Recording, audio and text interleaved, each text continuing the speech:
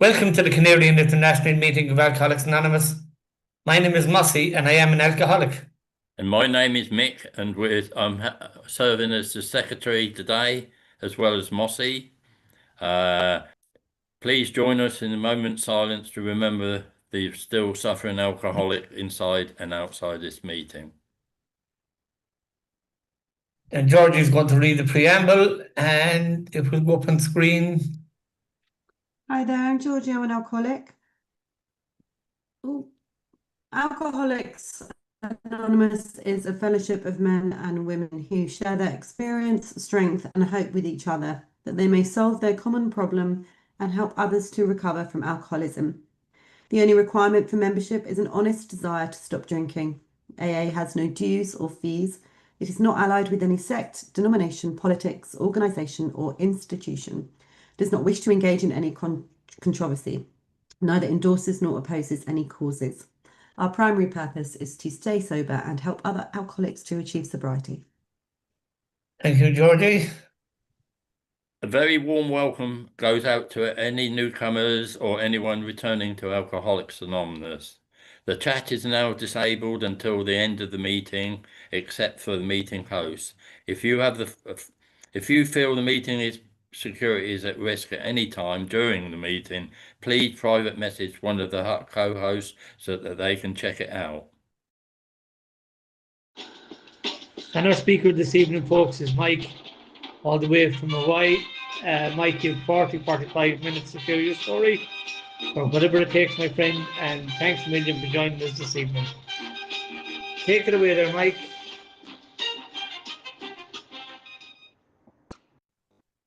All right. Thank you very much. Aloha. My name is Mike, and I am an alcoholic.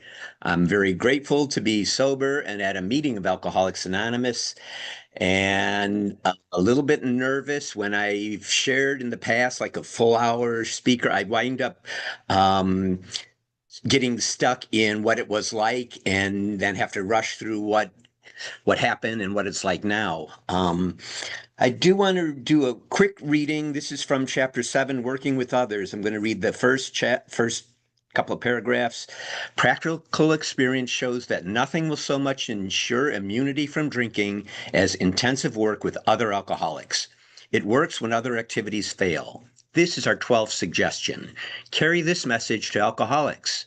You can help when no one else can. You can secure their confidence when others fail. Remember, they are very ill. Life will take on new meaning to watch people recover, to see them help others, to watch loneliness vanish, to see a fellowship grow up about you, to have a host of friends. This is an experience you must not miss. We know you will not want to miss it.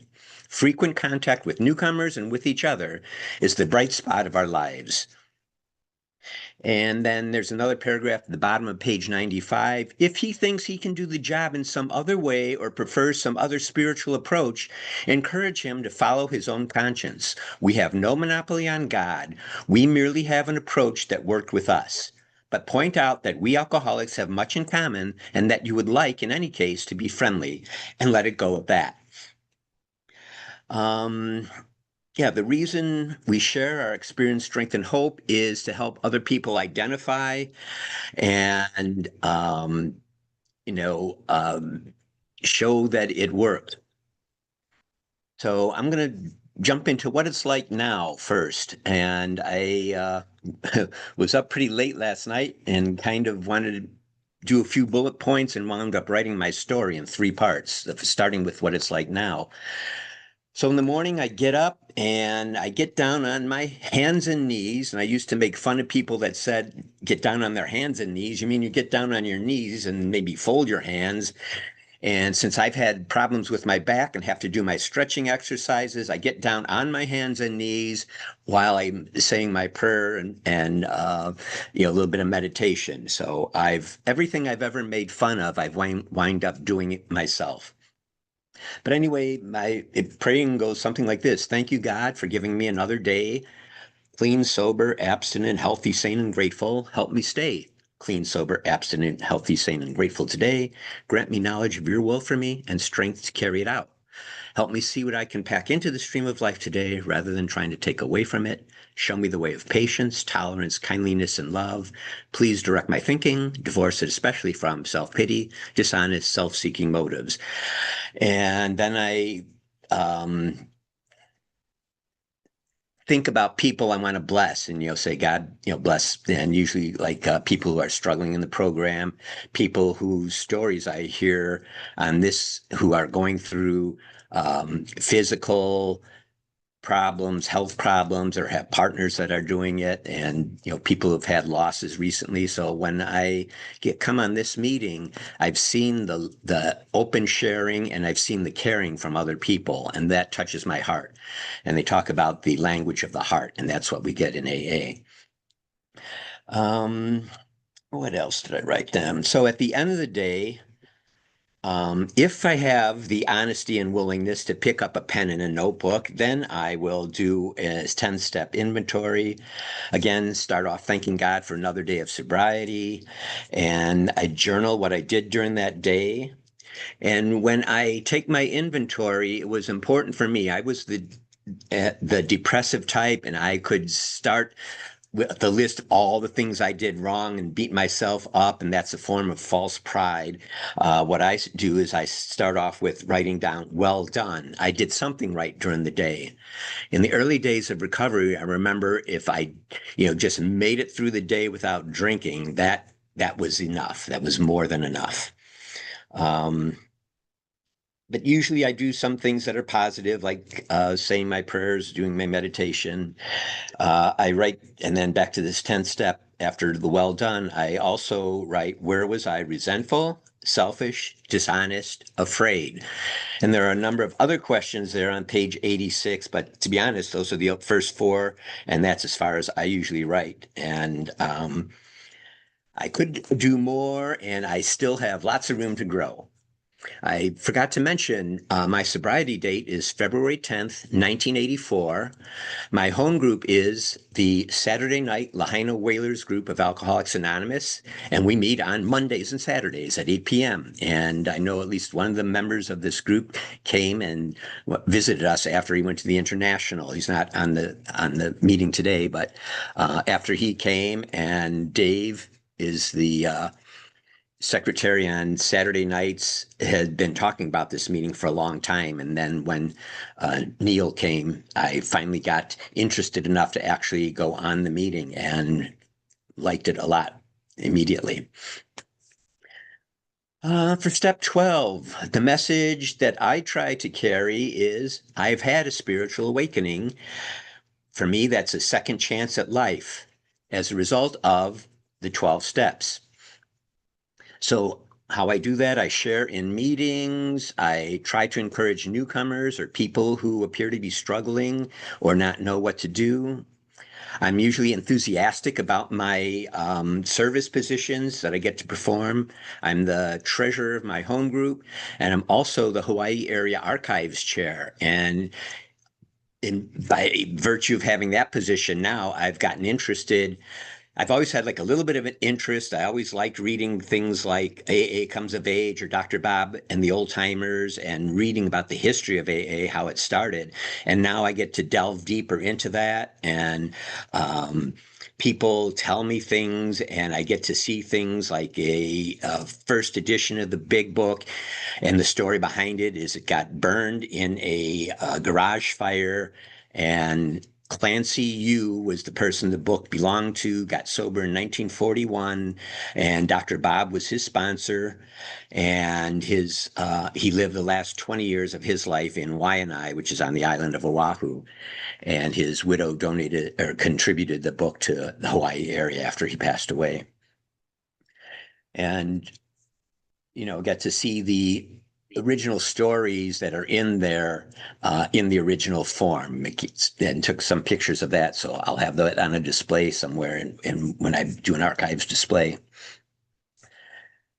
Let's see, a couple of things. So during the day, I go about doing whatever I have. Usually I have something written down in my calendar, and or whatever comes up. If I'm feeling grateful and loving, I say, thank you, God, often during the day.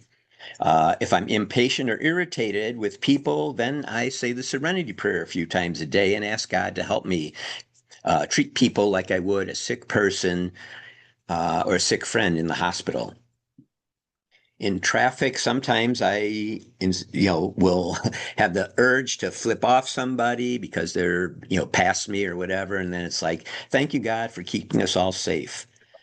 So a lot of that stuff that I talked about, it's all in the book there, especially pages 84 to 88. I used to read that every morning until it became part of the way I live my life. So I do watch a lot of TV, and I mean a lot. I retired in January of 2024, and I'm enthusiastic about watching sports teams that I like. I like hockey and baseball, and especially the Olympic Games when they come around. And a friend of mine is very strong enthusiast for the high school football team, and I'll go to the games with him sometimes on a Friday or Saturday night. Okay, and I love to travel, especially I got the chance to go to Paris for the 2024 Olympics, and while I was there, I figured as long as I flew that far away, I always wanted to go to Ireland, which is where my mother is from, and I was able to spend a week in Ireland. I saw Dublin and County Mayo, which is where our family's from. And every day I was on that trip, it was like I just kept thanking God and felt like I was in heaven. It's like everything was, more and more beautiful. So it was pretty great.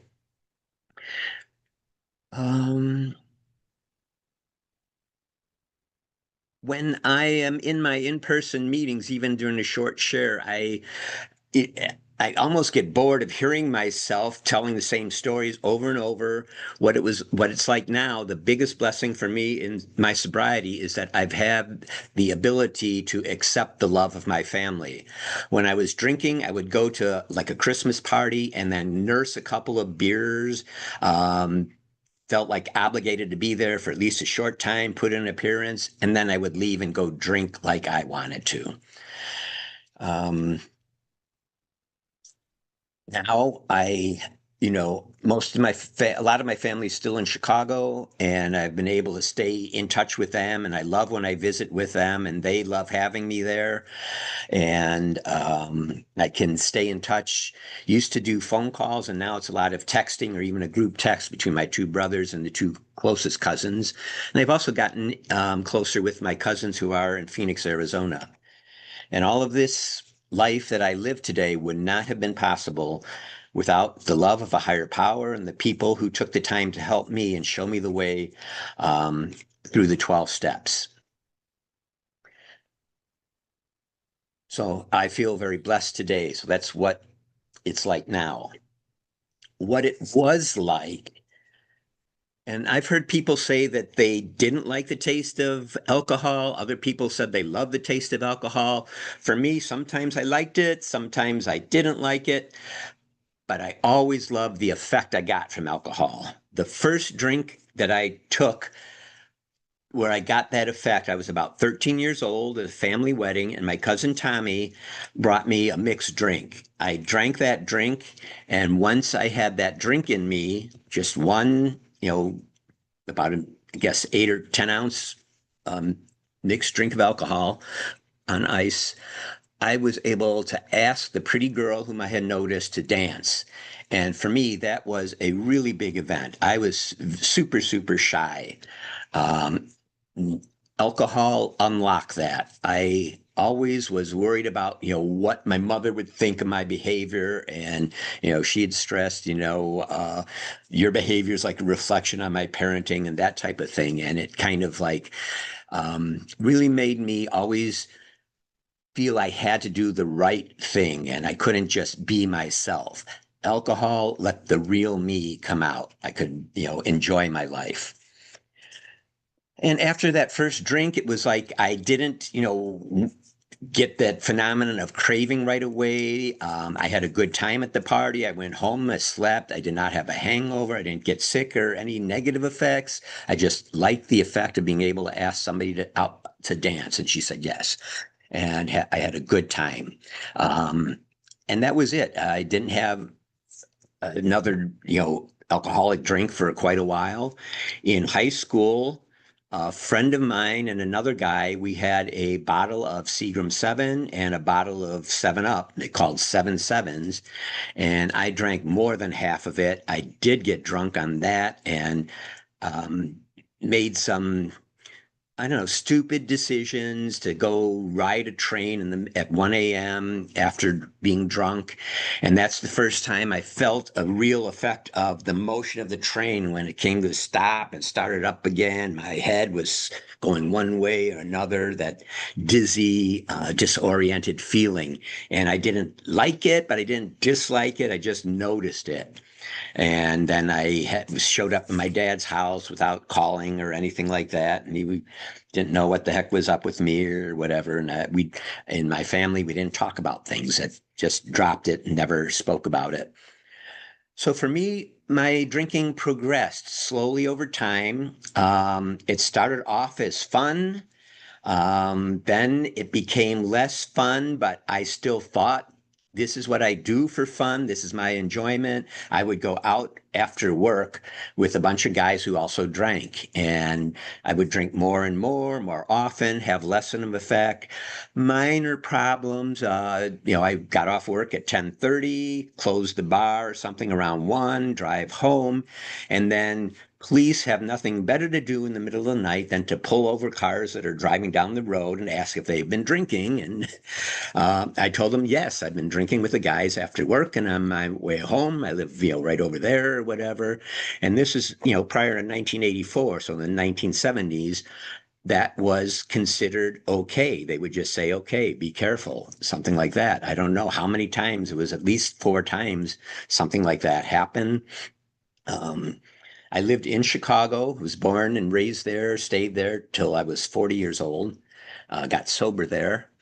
And another example was driving down the expressway when, the sun was already coming up. I'd been drinking all night, and the police car pulled me over on the highway and asked, hey, who's buying breakfast? He knew I had been drinking or whatever, and that's a subtle hint to offer them money. It's like, well, I was on my way home, so I didn't have any money left. I had $2. I said, well, all I have is $2. Would you like a cup of coffee?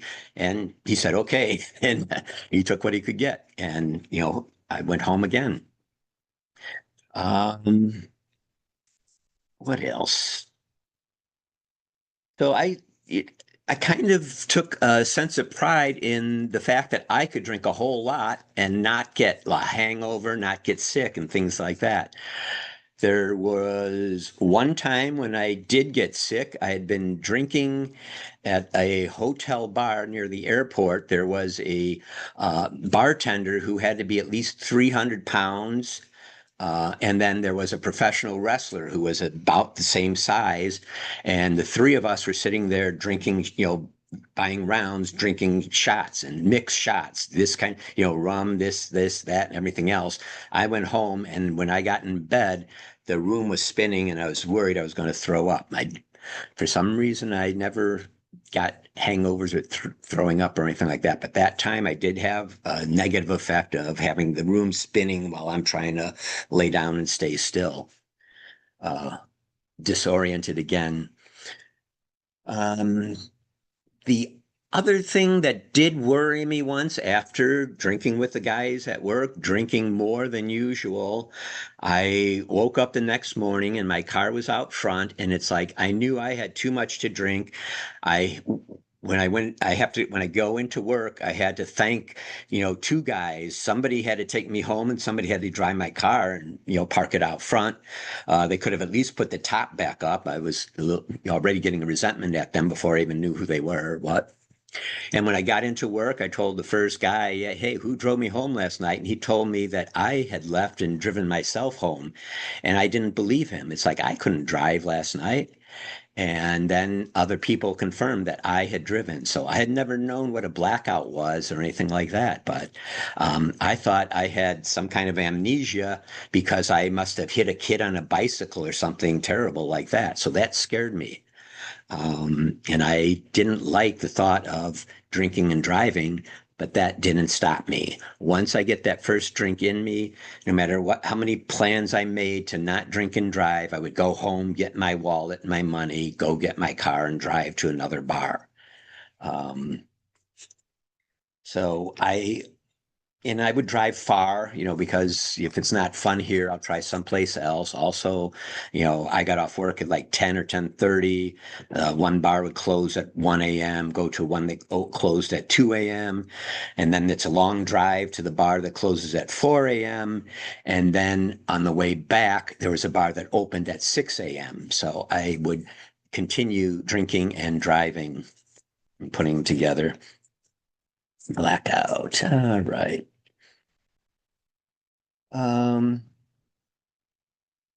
So the problems start getting a little bit worse. My first time in jail wasn't a DUI. I was driving and I was drunk and I wanted to get gas in my car, but I didn't have the money, so I went to the grocery store and they refused to cash my check. I don't know why. They didn't think I was stable or whatever in the condition I walked in on. And so I kind of like insisted and thought it'd be a great idea if they called the police to get this straightened out. And I was pretty surprised when the police took me in for drunk and disorderly or for trying to steal a magazine, which I was doing in order to get them to call the police. And I was among that went to jail that night. And by the way, they didn't cash my check.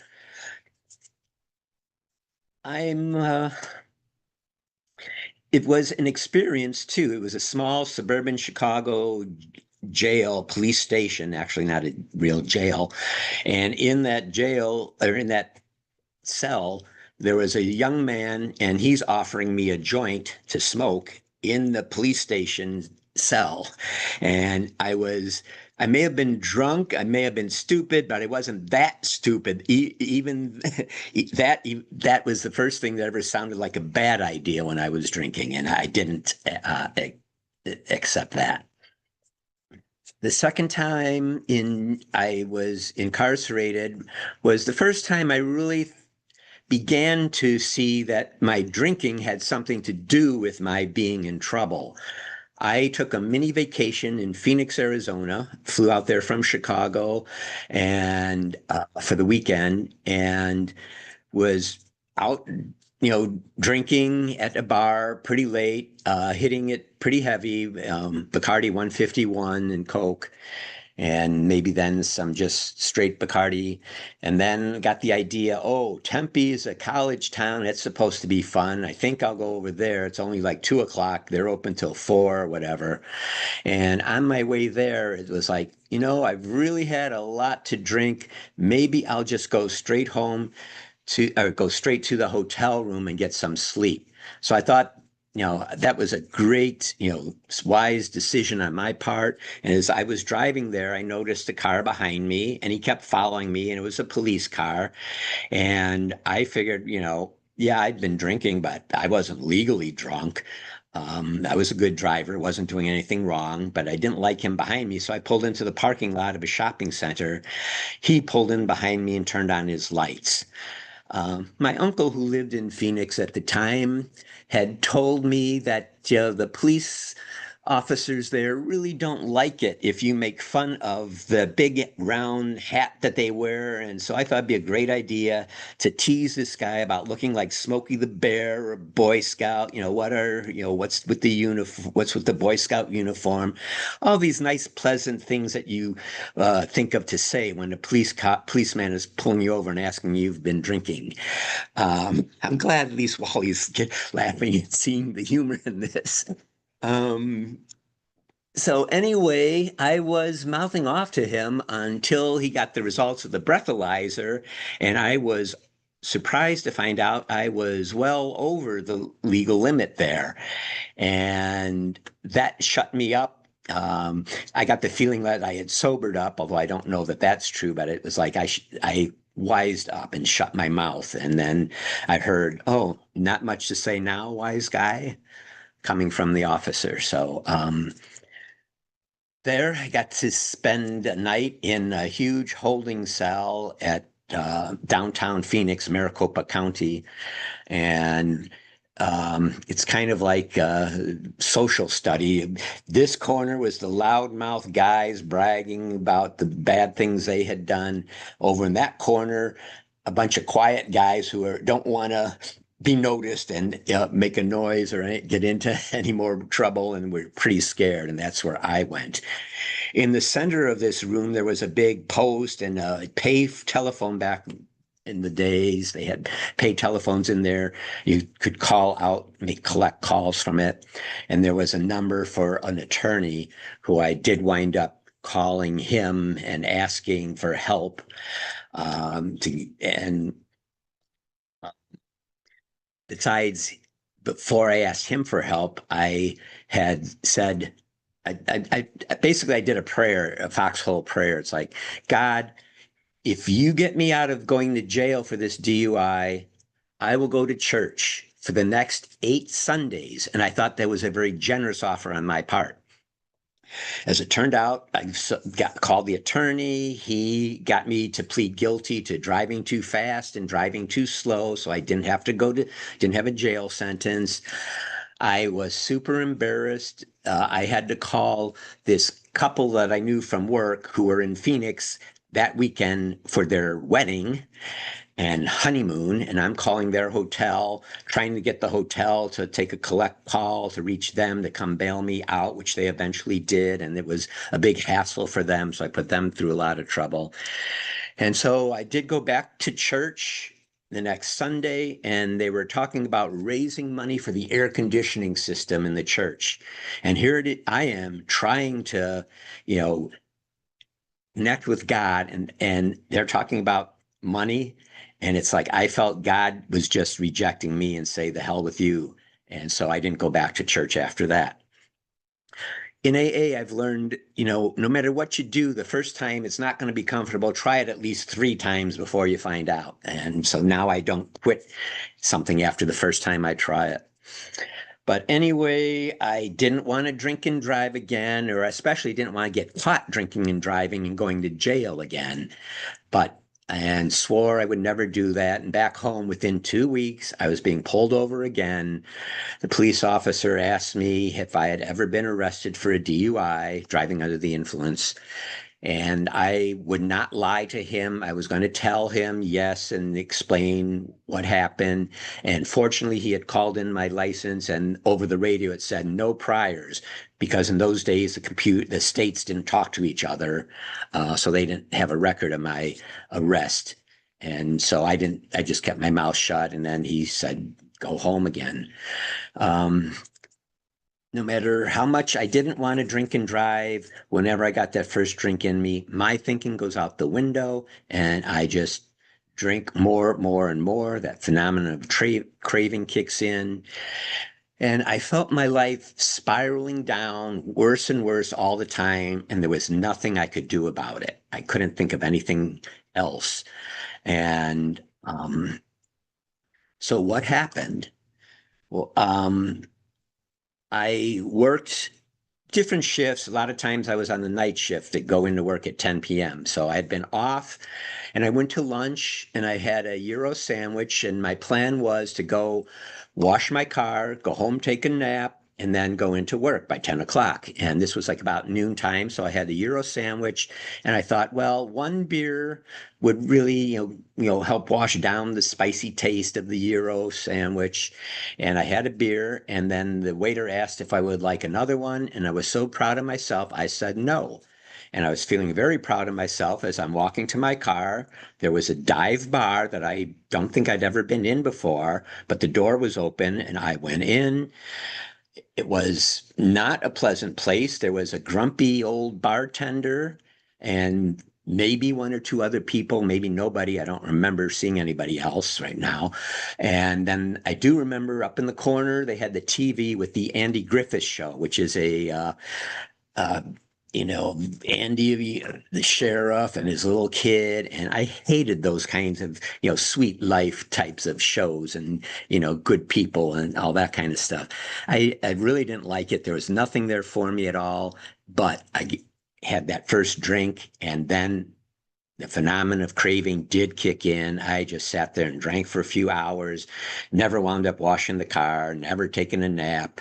Driving out on the way to work, there was a hotel that had a bar in there, and I was feeling a little tired, so I figured, well, if I have like Coca-Cola, that caffeine would kind of like wake me up a little bit better. So I went in and ordered a rum and Coke and another, and then got to the point where I realized, hey, I'm really too drunk to be driving to work. And I asked this total stranger to come take me in my car and drop me off at work. And I had no idea, no plans of how I was going to get my car back after work or anything like that. I really didn't know. Didn't think that far in advance when I was drinking. But I showed up for work. A friend of mine, coworker, said, hey, you've been drinking. You can't come into work. Call in sick. And it's like, I'm an honest person. That would be dishonest to say I'm sick. I'm feeling fine. I was on top of the world. Couldn't be better after all those drinks. So I put him in the uncomfortable position of having to call the night supervisor who had to take me out of service. He was very good about it. He says, well, it's pretty obvious that you've been drinking, and I can't let other people on the floor see you like this. You need to go home. And I couldn't argue with that. He was very reasonable and put it in the perfect way that made it. But I don't know where my car is. The guy that dropped me off, I don't know when he'll be back to pick me up. And then my friend ran out, saw my car out there with hey, there's some dude sleeping in the back of your car. And so I was able to go home and really hit bottom. Because I was sent, and then my regular supervisor had called me up, and he had been a coworker recently promoted to supervisor, another friend that I put in the uncomfortable position. You can't come back to work pending a hearing to be fired. Those words are etched in concrete in my brain. I will never forget them. Pending a hearing to be fired. That was the last bit of self-respect that I had. No matter how much I drank, how late I stayed out, I was a good worker. I always showed up for work. And that's where I got any self-respect, was from work. So this time it was like, I don't know if it's morning or noon, but whenever I woke up feeling as shitty as I've ever been, feeling this is the worst day of my life. Okay, God, if you're up there, this time I'll do whatever it takes. Show me what to do, and I'll do whatever it takes. I was willing to pay whatever consequence it was, lose the job, go to jail. I don't care. I just can't go on living like this anymore. And I forgot to mention, when I felt my life spiraling a lot, I had the thoughts about committing suicide. And the main reason I did not was I was staying at my dad's house where my grandmother was kind of like taking care of me, making meals and things for me instead of me helping my dad take care of her. And if I committed suicide, I knew that would kill her. So I didn't want to do that. But toward the end, I was thinking, well, an accident on the highway, that wouldn't look as bad. That wouldn't look like suicide. She could probably survive that. And if I hadn't gotten sober at that time, within 6 months, I would have at least tried to commit suicide. I know once an idea comes into my brain when I'm drinking, I follow it up. I don't think about consequences. So I literally would have been dead if I hadn't gotten sober. So that prayer, show me what to do and I'll do whatever it takes. To me, it was like the first 3 steps happened to me before I ever got to AA or knew about the steps or anything like that. I admitted my drinking was a problem, knew I couldn't do anything about it, and was willing to ask God for help, and then willing to do whatever it took. So steps 1, 2, and 3 happened to me. As a result, what happened is that it was suggested that I go to the union representative to help me with my hearing. he agreed to do so, even though I wasn't a union employee anymore. I was a non-union, non-management employee at the time, but he agreed to help me. He suggested I might want to check out the employee assistance program. That person talked about the symptoms of the disease of alcoholism. Talked about things in my life. Did you drink more often, have less of effect? And each one of those things, he said, that's a symptom of the disease of alcoholism. For about 5 symptoms of the disease of alcoholism. And then I realized I had the disease of alcoholism. So like it says in the big book, he let me draw my own conclusion that I had alcoholism. And then he surprised me the first time. He said he was a recovered alcoholic. And that gave me that much hope. When I realized I was an alcoholic, I thought, okay, I'm going to wind up very soon drinking wine out of a brown paper bag down in Skid Row. Here's a recovered alcoholic, diploma on the wall from a prestigious university, business suit, fancy office, recovered alcoholic, somebody that had an alcohol problem is now successful. Maybe, I got a chance. And then he said, well, there's lots of help available. There are hospital programs. Would you like help with your problem? And I said yes. And then he asked what I thought was a very strange question. He says, well, are you willing to go to any length to get it? And then I thank God he's very patient. I paused and it's like, that sounds familiar. Oh yeah. Show me what to do and I'll do whatever it takes. I really, really, really meant it then. Do I still mean it now? And as I'm, ruminating about all of this stuff, I came to the conclusion, yes, I'm willing to go to any lengths. And then he recommended a treatment program. I lived in Chicago. He recommended a place in Colorado. And it's like, hey, the TV commercials, there's all kinds of hospitals here in Chicago. Why are you sending me to Colorado? And he said, well, we found that it works. And I couldn't argue with that. So, okay, I'll go to Colorado. On the plane ride out there, I remember looking out the window, seeing the clouds in the sky, being worried. I was going into a treatment program for alcoholism, and my idea is they're going to shave my head and give me electric shock therapy. Don't ask me where this idea comes from, but that's my idea of how you treat alcoholism. So even thinking that's what's going to happen, looking out the window, seeing that, and it's like, I'm looking out the sky and the clouds here right now, like that. Okay, this is not my idea. It must be yours. I'll go along with it. So once again, I didn't know the words or anything like that, but I took the third step again, went along with what God was showing me to do. I wanted to go to my niece's baptism before I got into treatment, and he was willing to, work with me and, wait until that time. It was interesting. That happened to be, I got sober in February, and March 19th or something like that was when my niece's baptism was. And you may know March 17th comes before that. So for St. Patrick's Day, my plan was to be the designated driver with this woman from work who was going to go out drinking. And I was very honest about it. And he said, can you go and not drink? And I really felt, I'm afraid to drink. I'm not going to drink. And, it felt like the right thing to do. So I did do that and survived. I did not drink and did not want to drink. And, made it through that. The other thing he taught me, I was afraid to go into treatment. It was like a 28-day program.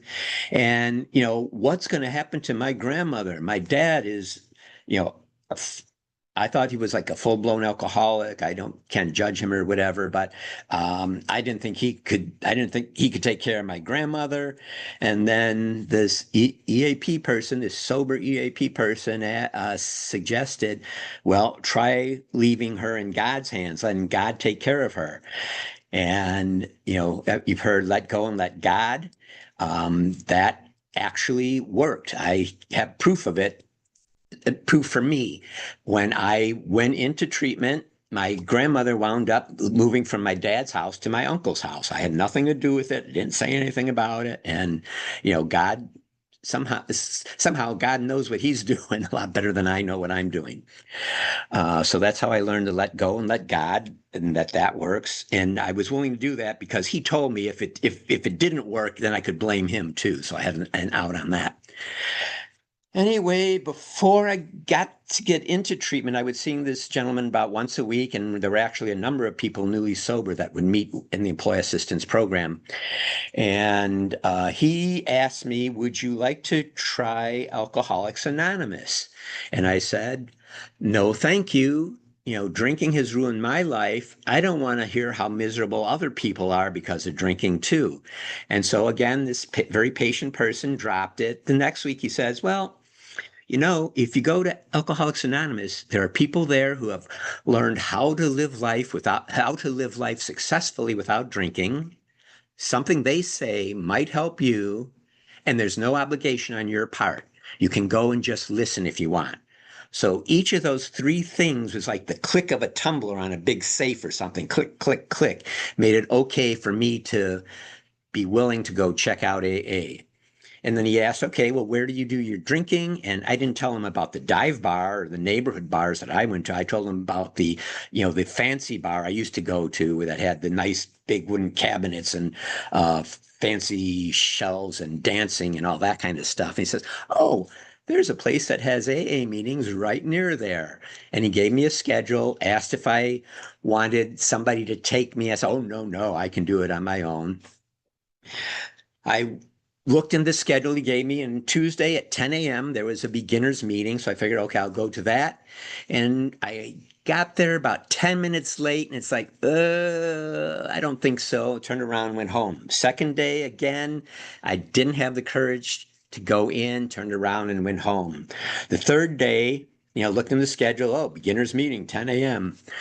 I went up toward the place, and it was the Mustard Seed in Chicago. And at that time, their office was up a flight of stairs. As I was walking down the sidewalk this way, there was a man coming this way. He turned into the stairs, walked up the stairs. I just walked in and followed him up through the door. So this time I'm like 20 minutes early. I didn't want to be late again. And there was a gentleman sitting at the desk who's obviously the secretary. And he asked me if I would like to read how it works. I said, sure. I figured he knew I was a newcomer and didn't know anything. So he gave me a piece of paper that had how it works from chapter 5. And so I sat there reading it. And then after the meeting started, he says, okay, read how it works. I said, the whole thing out loud? He said, yes. Okay, so that's one thing I remember about the meeting. I don't remember too much of the topic, but each person would share and introduce themselves as I'm so-and-so, I'm an alcoholic, and share. And then they would go on to the next person. And so I knew enough to say I'm an alcoholic, even though it wasn't like real heartfelt. I knew enough to say that when it was my turn. But when one woman shared, or at the beginning, they asked if there was any anniversaries or anything like that. And there was a woman that had 11 months without a drink. That was a miracle. I knew there was something in AA that was very powerful, something that worked, and something that I did not have. And so I knew it was the right place for me. And even as much as I knew it's where I'm supposed to be, it was like as if God is like painting a line down the sidewalk for me to follow and walk. I knew I should go there. I didn't get to another meeting before I got into that treatment program. But the other thing, one of the women shared, and when she started sharing, she's talking about Jesus Christ, my higher power. And I thought she's a religious fanatic and said, oh my God, what are they going to say to her? And when she finished talking, they politely clapped and went on to the next person. And I got the idea, wow, I can say anything in here and not be judged. And that was a tremendous feeling. So the first meeting of Alcoholics Anonymous I attended, I got the feeling, gut level feeling, this is where I belong. It literally felt like I came to a home that I didn't know I had. I also, by not being able to get myself to another meeting on my own, realized I cannot do this alone. I need help.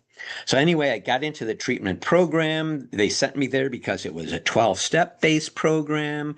I think I'm running low on time, but I really appreciated the ability to go into a treatment program.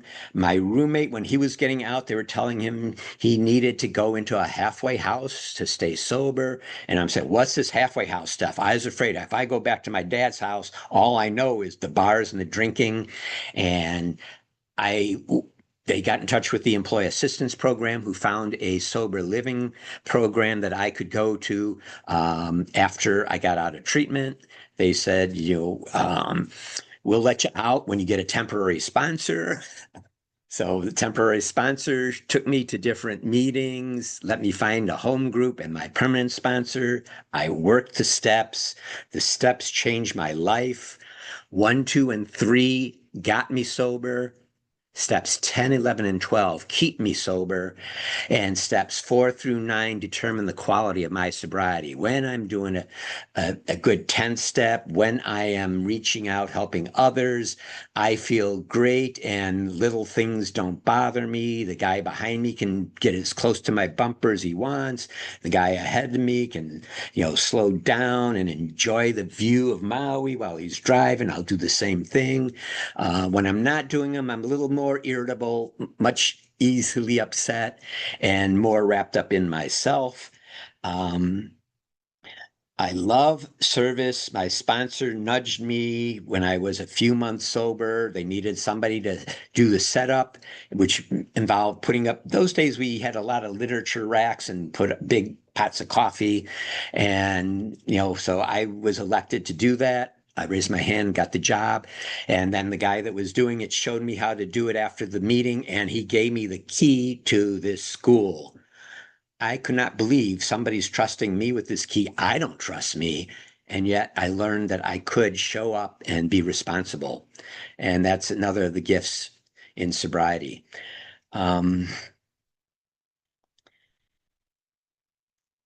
So many things. The biggest, the first time I went through the 4th and 5th step, the 4th step was the hardest thing. For me, it was the hardest thing I've ever done. I never looked at myself. I never was honest about, taking responsibility for my problems or the way I behaved. And I did that in the 4th step. And I had trouble starting it. And my sponsor told me, well, make it, or other people have suggested, well, make an appointment in 2 weeks to do your 5th step. That way you have to get it done. And I took that suggestion and I talked to my sponsor, made the appointment. And he said, well, start off by writing whatever is bothering you the most. So my first 4th step really felt like punishment because I had behaved bad, and I had to write down the things I did that I felt guilty and shameful about. And so it says, fearless and thorough inventory. And I was feeling a lot of fear. So I know it's not going to be completely fearless. So I better make it as thoroughly as humanly possible. So I wrote down everything. And then the day came to do the 5th step with my sponsor. Going up the steps to his apartment, it was like, okay, God, if I'm really supposed to tell him everything that's written down in here, you better give me the courage because I don't want to. And then I thought I would just read through it all. And then we were going to go do a noon meeting after we did this. We went to his house at 9 a.m. And no, he stopped and asked me questions. And at one point he says, well, I didn't do that, but I felt the same way when I did this. and his sharing with like that. I had heard people in 12-step meeting, I always had like a step meeting, a big book study, my regular weekly meetings. Heard people talk about, when I did my 5th step, I felt like I really joined AA, it became a part of. And when I did my first 5th step with my sponsor, I felt that I had joined the human race. Here was somebody that knew all my shit and still, I was worried he wasn't going to be my sponsor or even want to talk to me if he heard all of this crap. But he still accepted me, and I felt, part of the human race. And I also felt a huge weight drop off my shoulder that I didn't even know I'd been carrying around. So I was on, that cloud 9 or pink cloud or whatever after doing the 5th step. So we wound up doing it all day that Saturday. And then he said, okay, let's kneel down and say the 7-step prayer. 7th step, wait a minute, what happened to 6? All that shit that you talked about that you were doing, do you want to do that? Do you want to keep doing that? Hell no. Sounds like you're entirely ready to let go. So yeah, I did the 6th step. And then in future times through the steps, I did, as suggested in the big book, take an hour and, review the first 5 and that type of thing. But the first time through it was steps 5, 6, and 7 package deal for me again. So the life I live today, I get, to stay sober and working with others. It's like, I'm not your typical sponsors. Like, I've offered to take people through the steps. I've had great sponsorship, especially when I came to Maui. I had temporary sponsor, Rick S., who taught me about taking an inventory, physical, mental, emotional, and spiritual. And then David E. was my sponsor for quite a while until he moved, but he spent time with me again once a week. I would go to either his office, his work office, and we would talk and then go through the book and things like that. Also, he and several other people he sponsored, and I would go to our central office once a week and read through AA literature. So he, again, encouraged me to get into service. And it's like, I'm not the one that goes out picking like, oh, I want to do this, I want to do that. Usually it's like, well, whatever needs to be done, I'll do it. And I just show up and, there's elections or whatever. And whatever position I get to learn something from it. Prior to this archives position, I got asked to do the corrections chair. So the chairperson doesn't necessarily go into the jails with meetings, but they coordinate, see what's going on each of the different islands, and see if any of them need help from the area, like extra money for big books or any questions or problems and things like that. And when I came to, the person that was coordinating for the men on Maui, he suggested, well, you should get the training and go in too. I had done it 20 years ago, gone into the jails then, and that was not one of my favorite positions, because the first time I did it, the people who were incarcerated were told they had to go to the AA meeting, and there were people there that were sober that were not allowed to come in, and that seemed to be backwards to me. So after the 6 months or whatever commitment, I did that like twice, and then really didn't go after that.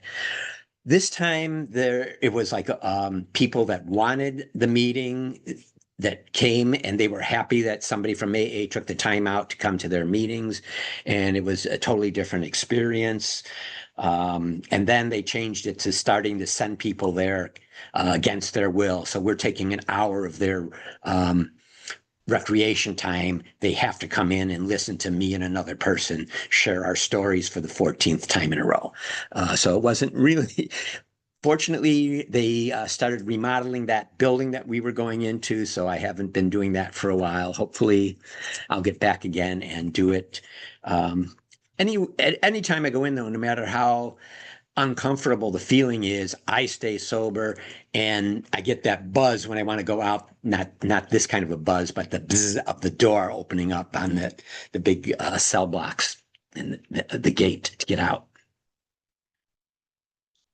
AA experience has taught me. I learned a few things in AA, and some of them were so profound and way over my head. I had never thought of them before.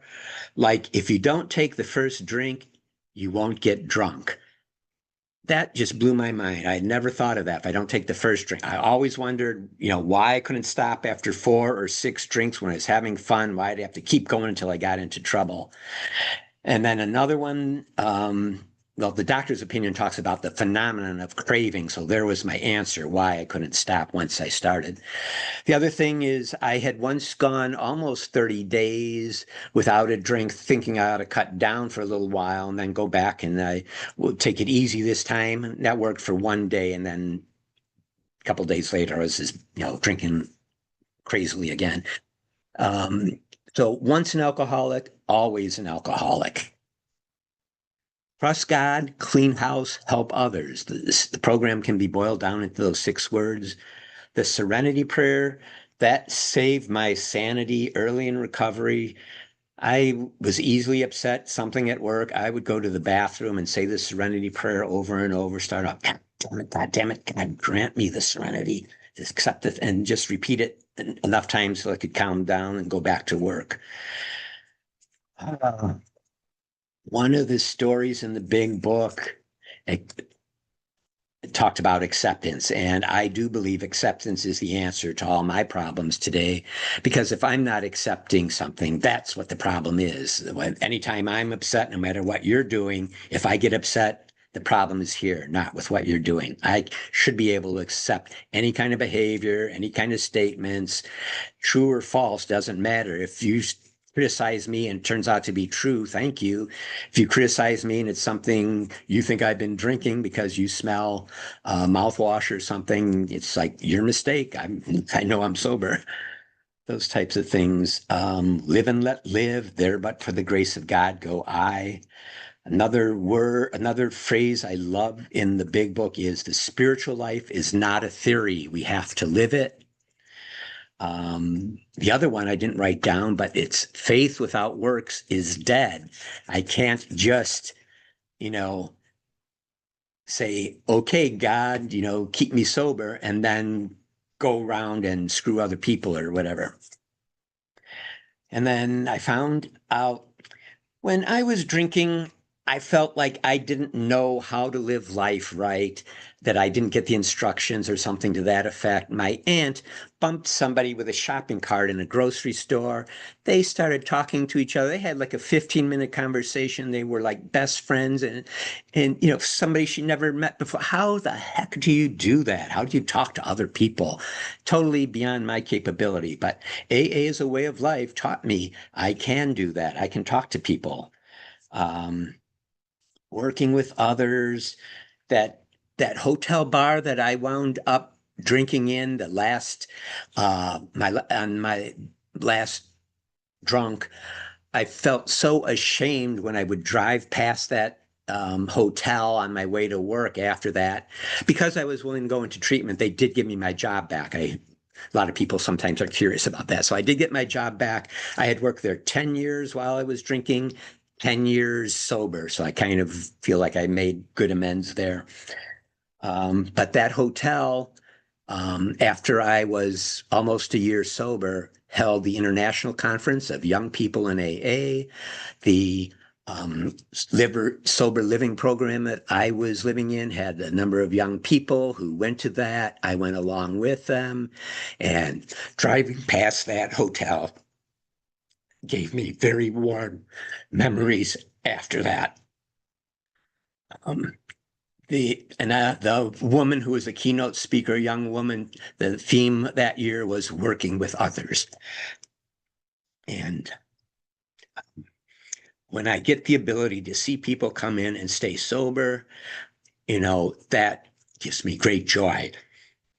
I don't usually get emotional, and so that is my cue that I hope somebody's heard something that may help them.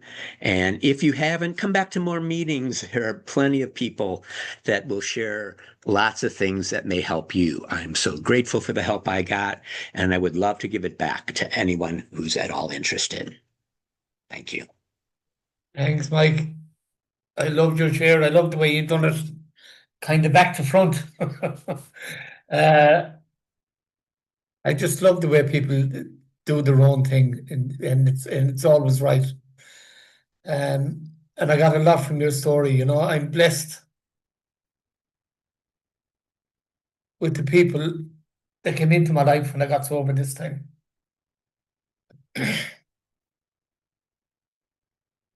I feel blessed. You know, I wake up in the mornings and I'm in a warm bed in a nice place, and I think, how the hell are you still here? You know, it just amazes me. And the only thing I know for certain is this: is that I made a commitment to Mossy, not to anybody else, that I'd get a minimum of 3 meetings a week. That was all I committed to. But the likes of Jimmy Hickey came into my life. You spoke about the people that come into your life. Jimmy Hickey came into my life and bullied me into the program. And he promised me a life beyond my wildest dreams if I'd done what I was told. And I did. I did exactly what he told me. And because of that, I'm surrounded by love no matter where I go. And I try to give that back. I try to give that back, and I do service. You spoke about service. I took up service for because I wanted to be a part of, and that's what made me feel a part of. And going through the steps the way you did, 4, 5, 8, and 9, that for me have always been the freedom steps. You know, where 8 and 9 especially, I was able to lift my head up off the ground. I couldn't tell you what kind of shoes anybody is wearing, but I could tell you the colour of their eyes now. I could tell you the carpets and the floor covering in every single room I was in at one stage. But I couldn't tell you anything about the person. I barely recognized them outside on the street. But today I can look people in the eye. I don't know if I said it or not, but I absolutely love being sober. And I love being a part of this group. I love doing the old timers.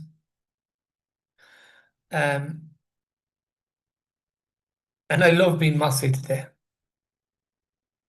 I haven't been arrested. I haven't got an eviction notice. All that has stopped for me 36 years ago. And all I did was to make a commitment to get 3 meetings a week. That's all. Mike, it was a pleasure to hear you today, and I thank you from the bottom of my heart. Take it away there, Mick. Right, Mossy. Mike. My name's Mick, and I am an alcoholic. And Mike, wonderful. I liked how you said you started with the day, you know, and that's how I start. Today I do my 11th step prayer in the morning, and at night I do my 10th, you know, to look back on the day, see if I harmed anyone or upset anyone, you know. And I liked what you said when you said, I pray to God to get me out of this, and if he did, I'd change. And I was always saying that, And I see where I work, it was in a brewery and I could get drink easy. So I was good at working. We used to do overtime and we'd be drinking, and get paid for drinking. Yeah, me and my the foreman, and I thought nothing of it. It's only when my drinking really got out of hand, that people started to notice that I was drinking differently to other people there. And we had a lot of drunks there, some alcoholics, but lots of drunks, And come into AA, I was frightened to tell you who I was, what I was, and where I came from, because I thought you wouldn't like me. And people do. I've shared who I am, what I am, and where I came from. But I ain't that person anymore through this program, by just practicing on a daily basis. And, I've got as Mossy says, I've got a wonderful life today. I've got nothing to worry about through this fellowship, because I keep it in today. If I start looking down the road further, then I start getting a little bit worried, because I start adding things in and feelings that, that aren't mine. But this program to me is a most fantastic program. And I say to my daughter, I wish other people would have this program. I tell other people. And it says it in the first edition of the first edition. I'm trying to think how it works, but it says this program would help anyone. And that's anybody with a problem or anything, this program, because I believe a smile attracts a smile. And, I do that when I walk along with my dog along the street. I smile at people and they smile back or say good morning, afternoon. I've got a beautiful life. Anyway, that's enough for me. Sharing is now open. Please have your camera on if you wish to share back to the group. If you have been drinking in the last 24 hours, please refrain from sharing, but do stay and talk to someone after this meeting. And the time limit for sharing is 3 minutes. And our timekeeper today is Karen. And at 2.5 minutes, she'll give you a gentle reminder to wrap up your share. And in the spirit of recovery, let's be gentle with one another while sharing. We ask that you do not comment negatively on somebody else's share. And before I open it up for sharing, I just say one thing, Mike. You spoke about this lady that was able to speak to people. And it reminded me, I was in Tesco's one day, grocery store, with my granddaughter. And she was after sending me a TikTok video that she done. So up I go to the counter, and there was this lady behind the counter. And I started showing her the video. And when we went outside, Millie says to me, "Who's that lady?" I said, "I haven't got a clue." Yeah. She said, "What? You were showing her the video?" I said, "That's right." I've talked to anybody since I got sober. I'm not hiding anymore. The other thing I want to say, and I heard this, and I don't want to leave without saying it, and I will forget it. I was watching videos this morning on TikTok again, and I heard this saying. It says, "The life you want is on the other side of the work you're avoiding." There's one for you. Beautiful, Mossy, beautiful. Yeah. We have come to the end of the meeting, and Waddy is going to do the promises. There you go, Wally. You're unmuted. Thank you. Thank you, Mike. That's the best I ever heard you, buddy. All right, the promises. If we are painstaking about this phase of our development, we will be amazed before we are halfway through. We're going to know a new freedom and a new happiness. We will not regret the past nor wish to shut the door on it. We will comprehend the word serenity and we will know peace. No matter how far down the scale we have gone, we will see how our experience can benefit others. That feeling of uselessness and self-pity will disappear.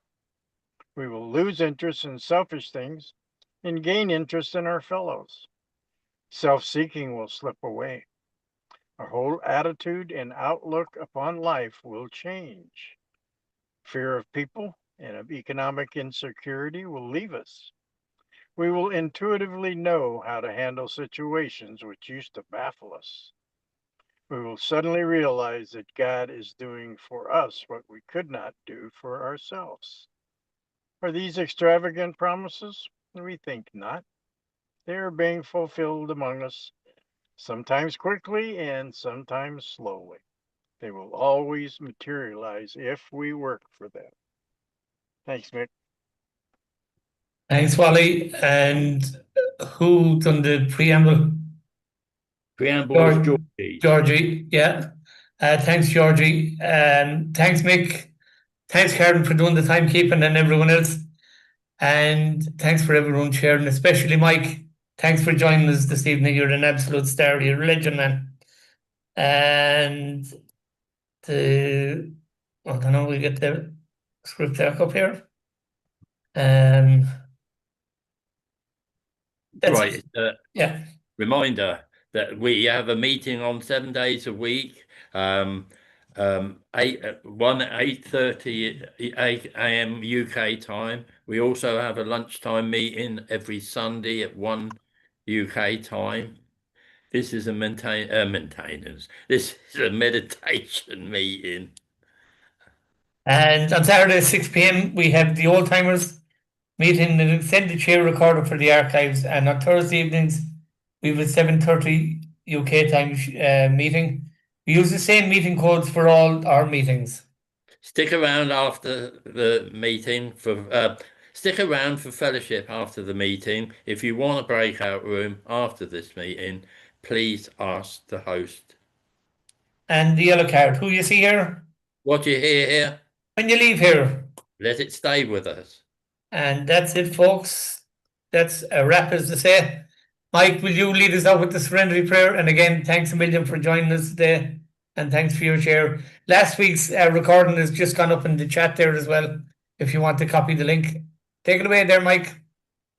All right. Thank you for the opportunity to do this today. And then we have a quick moment of silence for those who are still suffering and haven't found AA yet. May they get here soon. God, Grant me the surrender. Grant grant us me the serenity accept the things I accept cannot things we change, cannot change, courage to change the things we to know the difference. know the difference. Thank you all. God bless you Thanks, all. everybody. God Thanks, bless. Mike. Good night and Thanks, God bless. Mickey. And Thanks, thanks